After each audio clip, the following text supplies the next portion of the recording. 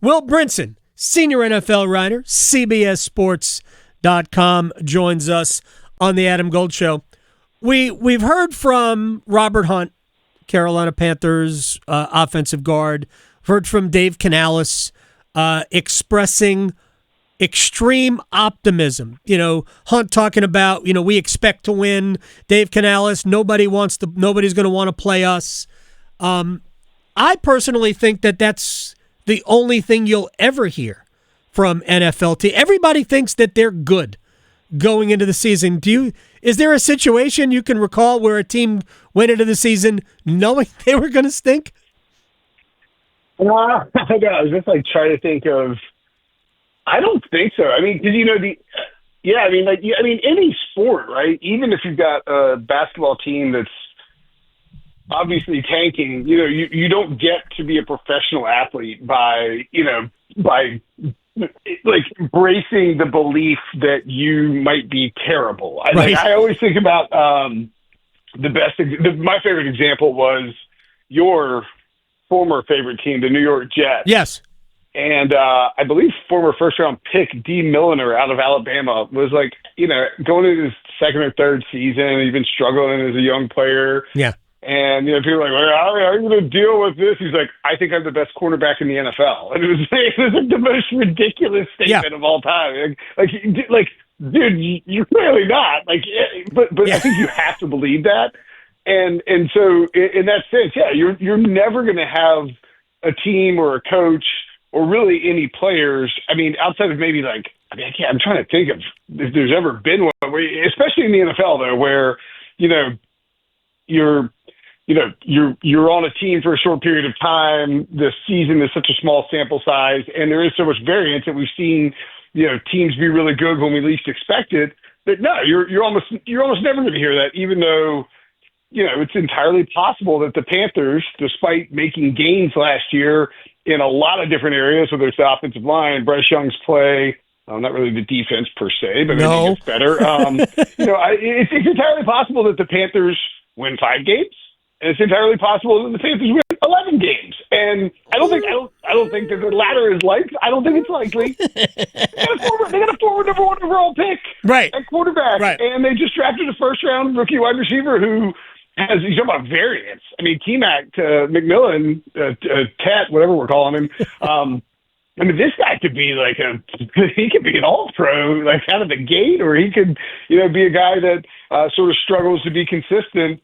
I just think with every NFL team, there's a ton of variance. When you talk about the teams at the top and at the bottom of the league, very clearly, there's maybe a little less variance, and that's sort of what separates it. But when you lump in, let's say you shave off the top 6 teams and the bottom 6 teams, you got 20 other teams where there is a wide swath of outcomes that are possible for those teams. I think the Panthers fall in that third category. Will Brinson, senior NFL writer, CBSSports.com, at Will Brinson on Twitter. I was looking, and not that I want to go down, the schedule and go, that's a win, that's a loss, that's a win, that's a win. But Jacksonville, Arizona on the road out of the gate, Atlanta at home, at New England, Miami and Dallas at the Jets, their first 7 games. Now, I don't know if there's a team in there that's supposed to be anything more than decent, to be honest, right? Jacksonville, Arizona, Atlanta, New England, Miami, Dallas. Dallas is probably the best in terms of the roster of those teams. That is a friendly start to your 17-game schedule, no? I don't think you have a game. I'm going to double-check the week 1 line here on, do you care what sportsbook I use? I don't care. Sportsbook? If you want to use FanDuel, that's fine, but it doesn't matter. Well, I fired up, hit a tab and hit D, so DraftKings came up. But FanDuel probably same line.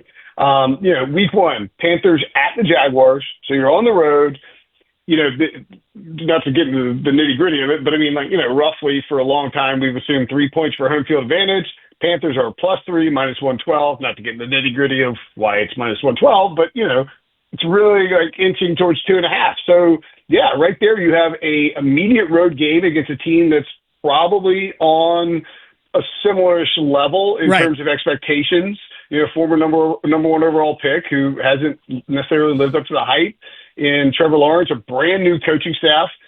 Jags win total is 7.5. Juice the over. Panthers, I think, is 6.5, right? 6.5. Juice to the over. So, I mean, again, like we're talking about these teams that are lumped kind of right in the middle, right? And then you start to look at the other games on the schedule. You have at Arizona, they're probably like, and obviously this will change, but I mean, it depends on what happens with week one, of course. But I mean, it's not unreasonable to, and I'm trying to get down to find the Panthers at the Cardinals. They're 4.5-point dogs right now. Yeah, that's what I would have expected. Yeah. You're Atlanta at home. You're probably a pick 'em, maybe a 1 or 2 point dog, depending on how Michael Penix looks early on. At New England, all tight. Yeah.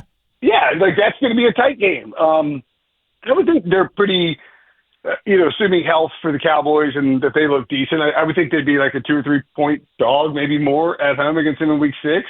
Miami, same thing, right? I mean, like a lot depends on that first month of the season. And then at the Jets, if the Panthers are good, they'd be favored going into that game. So yeah, like I think it's incumbent on Carolina if they want to have a good season in 2025 that they, on the road the first 2 weeks of the season is not ideal. You're on the road the first 3 of the first 4 weeks. Yep.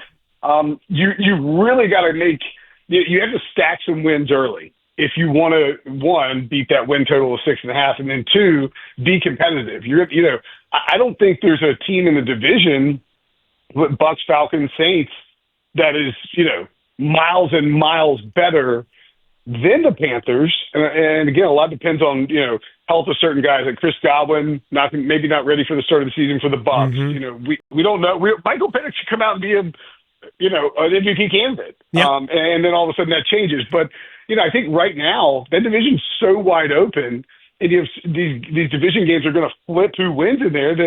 That's just where all those factors contribute to the Panthers' variance. If they start 0-4, I mean, you can't wave the season goodbye, but it's going to be a tough road to hoe, even with 3 of those on the road. No doubt about it. But if they get off to a good start, the back half of the last 10 games of the schedule, for the most part, it's pretty stout. So a good start is paramount just to keep them really viable when we get to around Thanksgiving, leading up to Thanksgiving, and the run in. I mean, if you want to make a college comparison, shout out ATW talking about NC State's early schedule.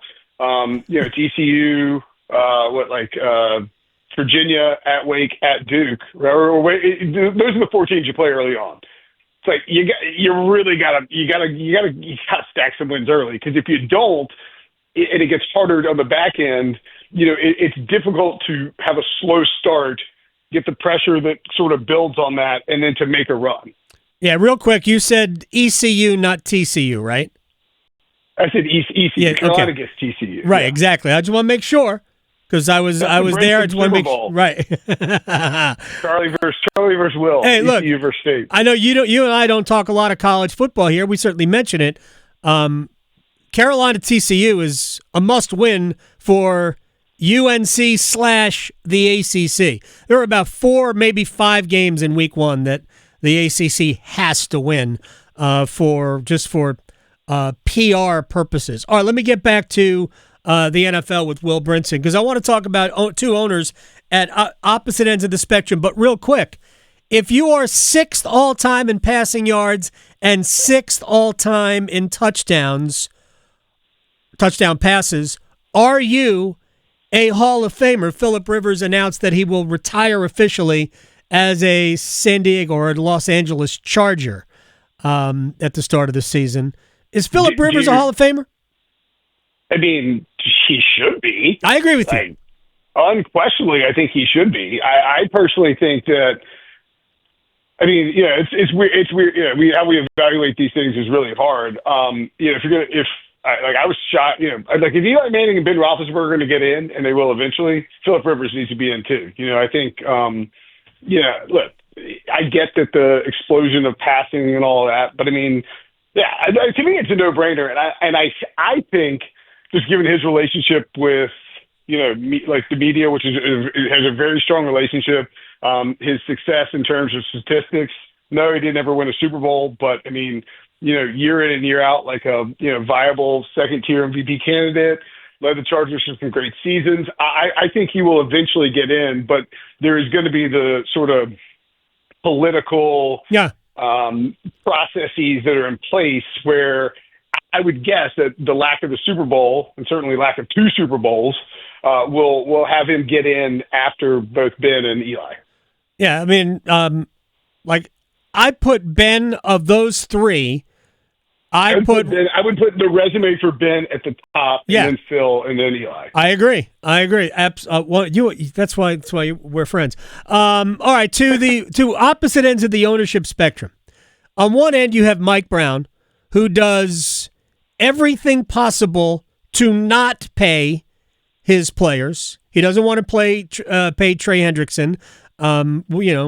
Certainly their best defensive player. He doesn't want to pay their top draft pick, right, Shamar Stewart, and actually said, if you're sitting in jail, I don't want to pay you. I'm like, dude, if you're worried about your top pick sitting in jail, he shouldn't have been your top pick, not to mention there's a lot of suspect things about that comment there. And then you got on the other end, Jerry Jones, who does everything possible, probably unintentionally, to pay his players the most by waiting until the end. What do you make of the two situations? Micah Parsons is not holding out. Trey Hendrickson is. Yeah, I mean, I think if you're Micah Parsons, you sort of look at the situations with CeeDee Lamb and Dak Prescott where, it's frustrating that this is taking so long, but at the end of the day, you're going to end up, getting paid at the top of the market when you do eventually get paid, and Jerry will make a big deal out of it. So, I wouldn't be overly worried about that. Plus, the reality is if Jerry wanted to string this out and be, just totally flip, really string it out and just do franchise tags. I mean, which, he did with Dak. He's like, oh, I'm just tagging you. Yeah. Well, eventually there is going to be an inflection point where you have to decide, do we pay him or let him go to the open market? I mean, Micah Parsons would get, the contract would be outrageous what he would get in an open market situation. I mean, look at TJ Watt and Myles Garrett. We talked about those contracts and what they got under contract with their teams. Micah Parsons would blow out of the water what we've seen defensive players get paid if he hit the open market. Conversely, with the Bengals, it's like, man, I mean, you just fired USC or DC, bring in Al Golden, and they just had this habit of sort of making these runs of good first round picks or good early round picks where it's back-to-back Burrow and Jamar Chase that reinvigorates your entire franchise. And then you followed up with Jermaine Burton and Shamar Stewart, and all of a sudden, you just sort of walking that fine line of what kind of prospects you're going to pull in. You put yourself in a situation where these negotiations and the players that you have on your roster, you want to say that the Bengals could be a Super Bowl team. You want to say the Bengals could win the division, and those things are possible because they have Joe Burrow. But there's just a lot of other factors that have traditionally, the Bungles. That's why they were called the Bungles. That they dealt with that go to play here that just sort of make it tough to get over that hump. And you almost need this perfect storm of everything that they got in that near Super Bowl run that they had. Being cheap is not going to win. Being a cheap billionaire, is great if you're trying to make more money. But if you're trying to win football games, it doesn't really go very far. No, it doesn't. And it keeps speaking back to my overall premise that salary caps don't necessarily create a level playing field, but that's just another story. Ownership is important. It's the most important factor in all of sports. And I think we can question Jerry Jones' ownership from a certain standpoint. He's real quick. I've got literally 30 seconds. Is Jerry Jones a top half of the NFL general manager? Okay. He's the top half of the NFL owner. He is definitely not.